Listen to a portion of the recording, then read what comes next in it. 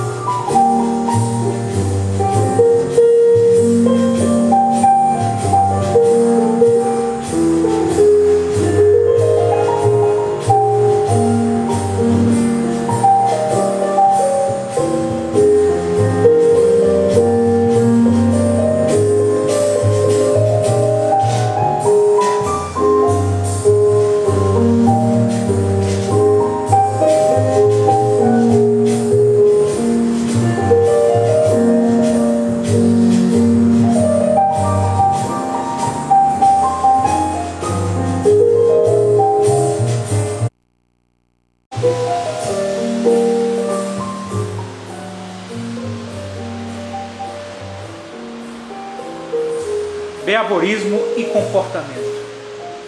O behaviorismo não é a ciência do comportamento humano, mas sim a filosofia desta ciência.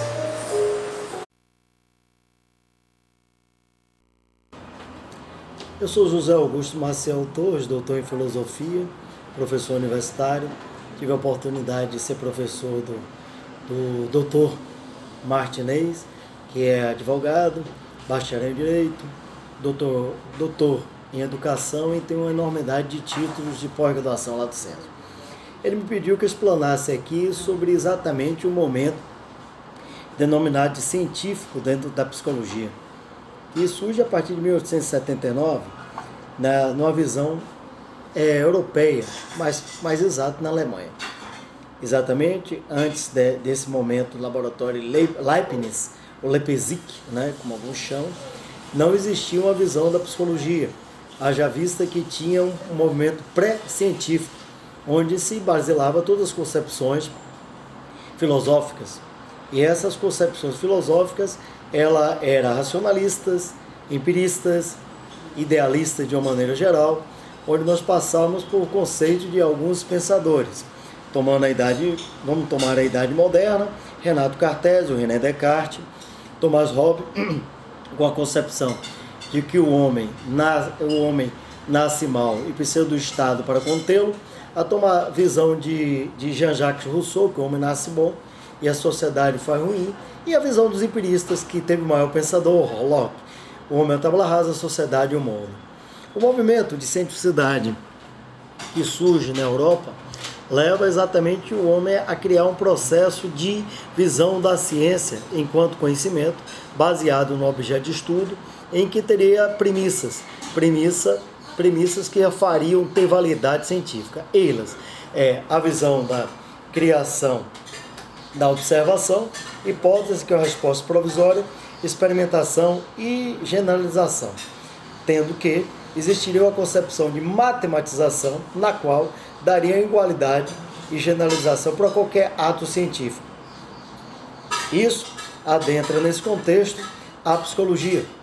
Inclusive é interessante colocar que, dentro de uma visão positivista de Auguste Comte, ele coloca que a padronização, podemos dizer, a evolução das ciências, tendo a priori a primeira de todos a matemática, depois a astronomia, a química, a física, a biologia e a física social. Inclusive ele fala que a biologia é uma ciência na qual adentra no contexto da psicologia, pois ao falar de psicologia é necessário que se fale de um contexto todo biológico. Skinner, por sua vez, que é um dos cabeças da concepção comportamental behaviorista, acreditava, por sua vez, que através de reforços, punições e atos meramente do mundo dos sentidos, ou seja, empiristas, condicionaria o indivíduo a ser o que ele deveria ser ou poder estar dentro da sociedade.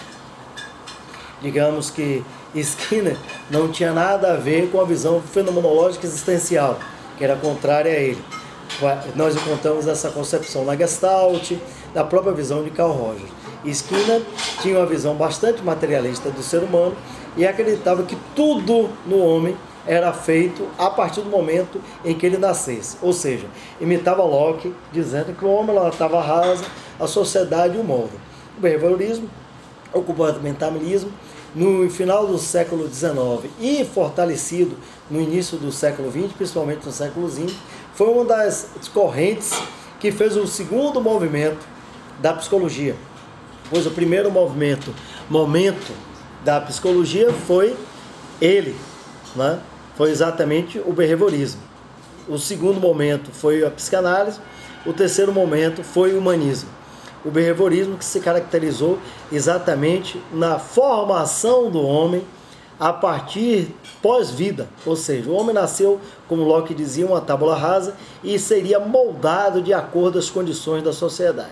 Tem um filme épico e marcante do behaviorismo, que é o Laranja Mecânica, que mostra exatamente como a punição, reforços e fortalecimentos do indivíduo o fará com que ele, dentro da sociedade, seja o que ele é. Isto prova que não existe alguns aspectos de individualidade, ou seja, de singularidade, de concepção fenomenológica existencial, divergindo assim das concepções todas idealistas. Em verdade, toda a linha skinniana é uma linha aristotélica. Por quê? Porque a partir de Aristóteles e fortalecidos por os empiristas, a experiência, que significa empíria, né? A experiência resulta na formação do indivíduo, ou seja, a personalidade, que é a persona, a máscara do indivíduo, seria alicerçada a partir das suas relações com a sociedade. E a sociedade, através de todos os seus pilares, iriam dar reforços, punições, né, contra-reforços e algo que o fizesse alicerçasse dentro do contexto dela mesma. Professor Zé Augusto, como psicanalista, o senhor que é um psicanalista conhecido, professor de psicanálise, que eu tive a honra de ser aluno também, nos fale alguma relação entre a psicanálise e o que o Skinner falou. O que poderíamos ter de relação aí também, né? Veja bem, eram teorias antagônicas. Primeiro, Freud acreditava piamente na paradigma. Professor Augusto, então ele estava falando sobre psicanálise e Skinner, posições antagônicas. E a questão também do Skinner, a linha dele ser monista. É isso que eu gostaria que o senhor pudesse nos falar. Rapaz, são teorias completamente diferenciadas. A priori é importante colocar que cada contexto teórico criado, ele parte a partir do indivíduo, que ele tem o sujeito, que é ele mesmo, em relação ao objeto. Então, a visão de Skinner era uma visão, como eu já disse, empirista. Ele não aceitava o processo do inconsciente, diferente de Freud. A visão da psicanálise, ela é livre associação, né? Ela é, acima de tudo, significado dos sonhos, que é um ato existencial fenomenológico, ok? E o ato falho, que em verdade se caracteriza nas falhas da mente, condicionando a você externar algo que você estaria interiorizando, incubado. A visão de Skinner, ela é uma visão bem mecanicista positivista e altamente voltado para o ser humano, enquanto, como eu disse, uma visão de Locke, uma tabula rasa. Já Freud não. Freud achava que o indivíduo, ele, por sua vez, inclusive quando ele lança o primeiro livro dele, que é o Significado dos Sonhos, que ele o escreveu em 1889 e lançam em 1990, mesmo ano que Oscar Wilde falece e também mesmo ano que Nietzsche vem a falecer, que Nietzsche, por sinal, foi um dos mentores intelectivos de Nietzsche Schopenhauer, foi um dos mentores intelectivos de Freud. É importante colocar que nesse momento, em 1900, da saída do século XIX para o século XX, vivia-se um momento de cientificidade na qual se realizava uma visão positivista, uma visão mecanicista, em que a organicidade era a condição sine qua non